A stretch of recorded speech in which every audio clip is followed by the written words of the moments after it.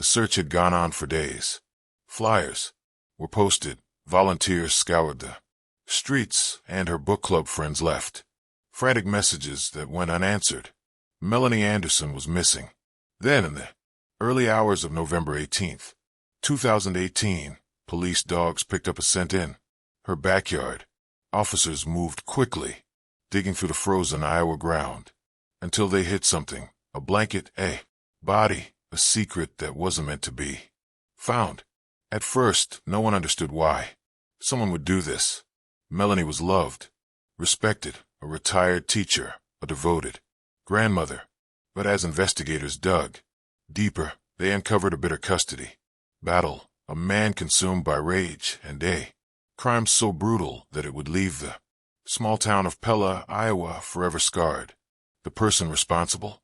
Not a stranger, not a drifter. It was a pastor, a man who once preached about love, faith, and forgiveness. And the motive? A twisted sense of revenge. What led to this crime? And how did a respected pastor turn into a monster? This is the case of King Gibson. Welcome to Vows and Violence, where we uncover the most chilling and untold cases. Some crimes shake communities to their core, and this is one of them. If you believe in exposing the truth, bringing awareness to real life horror, and ensuring these stories aren't forgotten, subscribe and share this video, because justice starts with knowing the truth. Pella, Iowa was the kind of place where people left their doors unlocked, where neighbors greeted each other by name, and where Sunday mornings were sacred. It was a town built on faith, tradition, and community. But by the end of 2018, that image would be shattered. At the center of it all was Pastor King Gibson. To the outside world, he was a man of God, charismatic, devoted, and deeply respected. He preached about forgiveness, family, and faith with a conviction that made people believe he truly lived by those words. But his marriage to Anaya Gibson, once seen as strong, had become a battlefield. Alan's strict, controlling nature clashed with Anna's growing independence. He had long demanded obedience, not just in their home, but in their faith. Everything had to be done his way. Over the years, Anna grew tired of walking on eggshells, tired of feeling like she was just an accessory to his public image, and tired of pretending everything was fine. By early 2018, she made a decision that would change everything. She filed for divorce. Alan did not take it well. He saw it as a betrayal, an insult to his authority. He preached about the sanctity of marriage, and now his own was falling apart. But the real battle wasn't the divorce itself. It was the fight for the children. Stephanie, 12, and David, 9, were the center of their world, and Alan wasn't about to let them go without a fight. The custody battle became ugly. Alan used his position in the church to paint Anna as unstable, claiming she was trying to rip the family apart. But Anna had something stronger, evidence. She documented his emotional manipulation, his explosive temper, the way he used religion as a weapon in their home. She wasn't fighting alone. Her mother, Melanie Anderson, a retired schoolteacher and fiercely protective mother, stood by her side, providing financial support and emotional strength. Alan, however, believed Melanie was going beyond just supporting her daughter, because Melanie wasn't just Anna's mother. She was also dating Judge Robert Thompson, the very man overseeing the case. The relationship had begun months before the trial, completely unrelated to Alan, but when he found out, his paranoia exploded. He convinced himself that Melanie would use her connection to sway the judges' ruling. The courtroom was packed. Pella, Iowa wasn't the kind of town where messy divorces made headlines, but when a well-known pastor was fighting for custody of his children, everyone paid attention. King Gibson sat rigidly At the plaintiff's table, dressed in a dark suit, across from him, Anna sat. Beside her attorney, calm, but visibly drained. This wasn't just a legal battle. It was a war. Alan had made sure of that. When Anna filed for divorce in early 2018, Alan used every tool at his disposal to make her look like the problem. From the pulpit, he preached about marriage being under attack, about how the devil used weak-minded women to destroy homes. And though he never said her name, the message was clear to his congregation. He was the victim. To the court, it was another story. Anna's legal team had proof, text messages, emails, voice recordings of his threats and manipulation. They presented evidence of his emotional abuse, how he weaponized faith, belittled her, controlled every aspect of her life. And then there was Melanie. Her testimony was unflinching. She stood in court looking Alan in the eye and told the judge exactly what she thought of him. She called him a fraud, a hypocrite, a man who valued power more than family. Alan sat there, silent, but inside his rage boiled over. He expected his reputation to protect him, but when the verdict came, it was clear that none of it had worked. Anna was granted full custody. Alan was given supervised visits only. The ruling was devastating, but what broke him wasn't the judge's decision. It was who. The judge was Robert Thompson, a man Alan barely knew until recently. It had started as a rumor, then it became a whisper, and then one evening Alan saw them together, Melanie and Judge Thompson, walking out of a restaurant, laughing, holding hands. That was all it took. Alan's mind twisted the truth into something darker. To him, this was no coincidence. This was personal. He became obsessed with the idea that Melanie had secretly worked behind the scenes, pulling strings, sleeping with the judge, to destroy his life. And now he had nothing left. His marriage was gone, his children were gone, his reputation was crumbling. But in his mind there was still a way to take it all back. He just had to make sure the person who took it from him paid the price. The ruling should have been the end of it. Most men, after losing a custody battle, either moved on or fought through the legal system for another chance. But Alan King Gibson wasn't most men. He wasn't about to accept humiliation. He wasn't about to let a woman take away his family, and he certainly wasn't about to sit back while Melanie Anderson walked free. For the first few weeks after the verdict, Alan still played the part of the grieving father, the misunderstood victim. He stood at the pulpit, talking about perseverance in the face of injustice. But behind closed doors, he was unraveling. He stopped returning calls. He ignored messages from his congregation. He skipped counseling sessions with his court-appointed supervisor. At night, he sat alone in his darkened house, drinking, staring at the walls, obsessing, replaying the courtroom, seen over and over in his mind. But no matter how many times he thought about it, he always came back to one thing. Melanie. She was the reason his family was gone. She was the reason his name was dragged through the mud, and now she was with the judge, the man who took his children from him. Alan convinced himself that this was no accident. Melanie had played him. She had plotted against him, and he couldn't let that stand.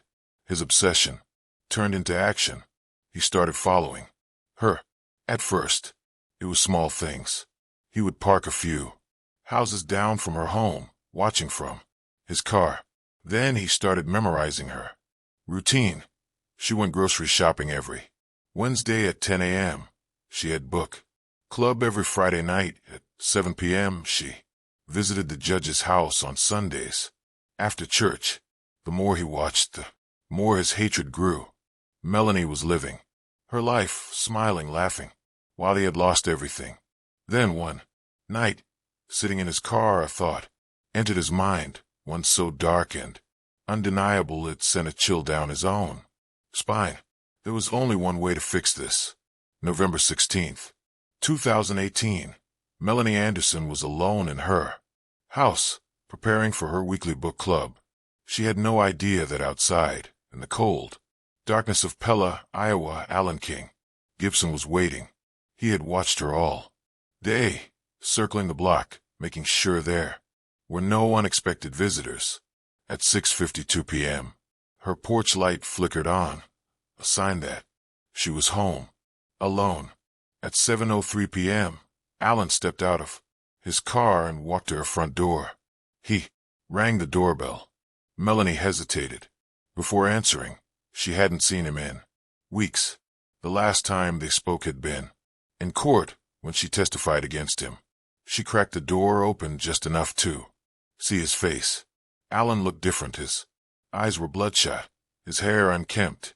He wasn't the polished pastor she once knew. He told her he just wanted to talk, that he needed closure. Melanie, despite her instincts, opened the door, and the moment she did, Alan shoved his way inside and locked it behind him. The confrontation started with words.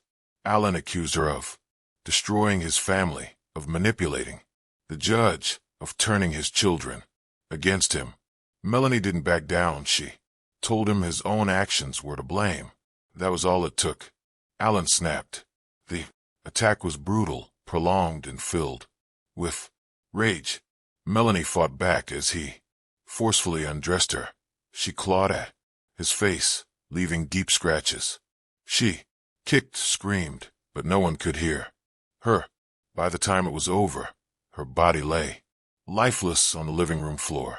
Alan stood over her body, breathing heavily, hands shaking. This was not the plan. He was supposed to scare her, make her suffer, but now he had to clean up his mess. He grabbed a towel, wiped his face, then dragged Melanie's body through the back door.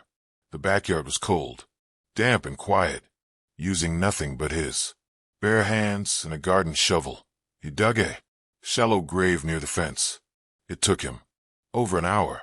By the time he was done, his clothes were covered in dirt and blood. He stood over the grave, staring down at what he had done. Then, without a word, he walked back inside, locked the door behind him, and disappeared into the night. Melanie Anderson was gone, but the search for her was only beginning. The next morning, the town of Pella, Iowa woke up to an unsettling silence.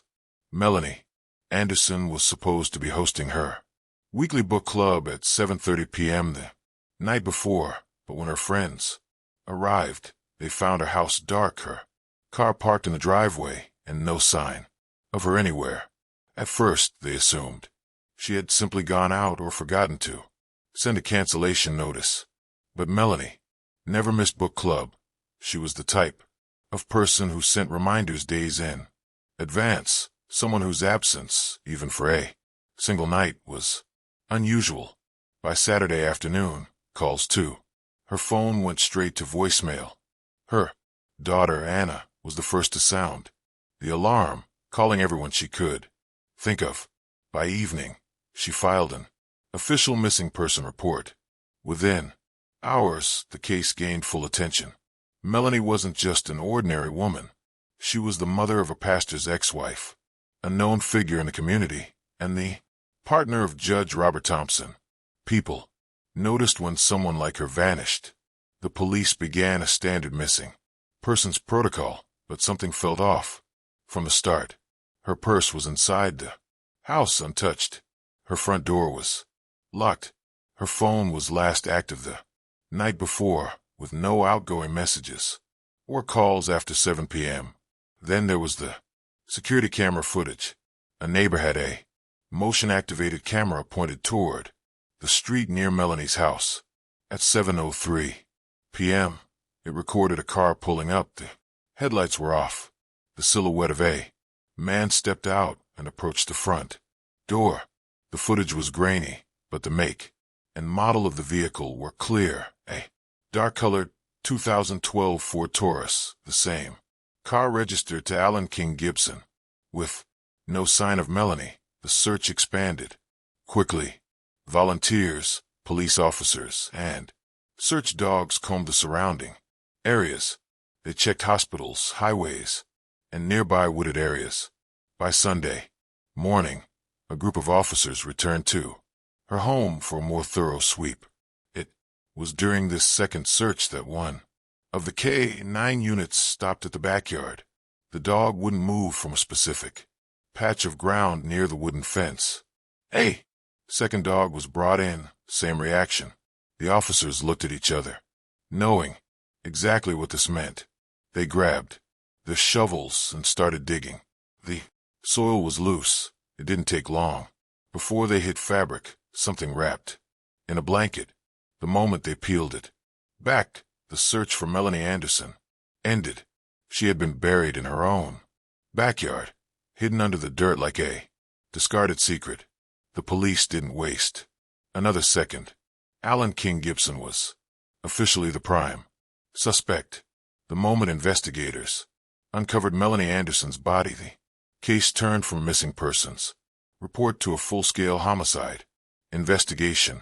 Her cause of death was immediately apparent. The injuries were severe, brutal, and clearly intentional. But what stood out the most was the desperation in how she had been buried. The grave was shallow, rushed. Whoever did this wasn't an expert at covering up crimes, but they had tried. As forensic analysts collected evidence, the police zeroed in on their suspect, King Gibson. It wasn't just the fact that he was the last person seen at Melanie's house or that his car was identified in security footage. It was the fact that everything pointed to a man who had every reason to want Melanie gone. Allen had no solid alibi for the night of Melanie's disappearance. When detectives brought him in for questioning, his story was full of gaps. He claimed he was at home all night, that he had gone to bed early, but his phone records told a different story. At 6:45 p.m., his phone pinged near Melanie's neighborhood. At 7:12 p.m., a neighbor's camera caught his car near her house. By 9:30 p.m., his phone was back at his own home, a 2-hour window during which Melanie was attacked, killed, and buried. Allen had no explanation for it. As police dug deeper, they found even more evidence tying Allen to the murder. His fingerprints were found on the back door handle of Melanie's house. Forensic experts found dirt from her backyard in the treads of his shoes. And then there was the most damning evidence of all. DNA under Melanie's fingernails. There were skin cells. She had fought for her life. The DNA was tested. It was a match to Allen. When the evidence was presented, Allen's demeanor changed. At first, he denied everything. He insisted he hadn't seen Melanie in weeks. But when confronted with the security footage, the phone records, and the DNA match, he stopped talking altogether. By the evening of November 19th, 2018, King Gibson was formally arrested and charged with first-degree murder. News of Allen's arrest spread fast. The congregation that once stood by him was now in shock. Some refused to believe he was guilty. Others felt betrayed. This was a man they had trusted, a man they had looked to for guidance. Now he was being let out of his own home in handcuffs. And in the days that followed, even more secrets would come to light. The trial of King Gibson began on March 4th, 2019, in a packed Iowa courtroom. The prosecution wasted no time painting a picture of a man who had lost everything and chose revenge over reason. They presented a clear timeline showing how Allen had been consumed by hatred, stalking Melanie for weeks before finally snapping. The jury listened as forensic experts explained how DNA evidence, phone records, and security footage placed Allen at the scene of the crime. Anna Gibson sat in the courtroom every day. She had once built a life with this man. Now she was watching him fight for his own. Their children, Stephanie and David, were kept away from the proceedings, shielded from the gruesome details of what their father had done. But the weight of it all was impossible to escape.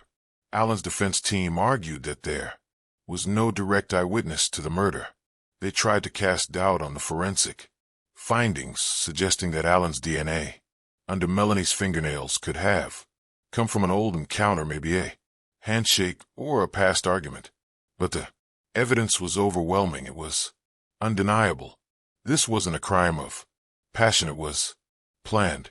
As the trial neared its end, the jury remained stone-faced.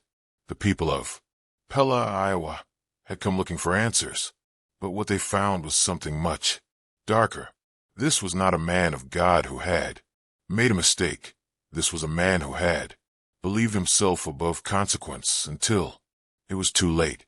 On March 22nd, 2019, after just 4 hours of deliberation, the jury returned their verdict, guilty of first-degree murder.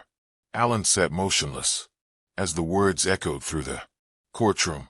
His once powerful voice, the one that had delivered countless sermons, was now silent. The judge sentenced him to life in prison without the possibility of parole. The gavel fell, and, just like that, the man who had once led a congregation walked away in shackles. The courtroom was still. There were no gasps, no cries, only the weight of justice finally catching up. The trial was over, but the aftermath of King Gibson's crime lingered like a shadow over Pella, Iowa. His conviction brought legal closure, but for those who had been closest to him, the wounds would never fully heal. Anna Gibson remained in town, determined to give her children a sense of stability despite the horror their father had brought upon their family. She refused to let Allen's actions define their future. Her role in the community changed. Once the wife of a pastor, she was now a woman rebuilding her life in the same town where her husband had committed an unthinkable crime. Some people pitied her, others admired her strength. Stephanie and David struggled with the truth. As they grew older, they would come to understand exactly what their father had done. Stephanie, now in her teens, was quiet about it, refusing to discuss the case in school. David, still young, asked questions that his mother couldn't always answer. Anna did her best to shield them, but the weight of their father's crime followed them everywhere. Judge Robert Thompson, the man who had unknowingly become a central figure in Allen's paranoia, eventually stepped down from the bench. While he had ruled fairly, the connection to Melanie Anderson, the woman Allen had murdered, was something that never left him. The church building stood empty, a reminder of the pastor who had fallen from grace in the most horrific way. Betrayal, obsession, revenge. These aren't just words, they're the forces that turned a respected pastor into a murderer. King Gibson believed he was entitled to everything. Everything: his family, his power, his reputation. But when it was taken from him, he didn't seek justice, he sought destruction. And in the end, all he did was seal his own fate. If stories like this need to be told, if you believe in exposing the darkness that hides in plain sight, then subscribe to Vows and Violence. Share this video, because the only way to stop monsters like this is to never let their stories be forgotten.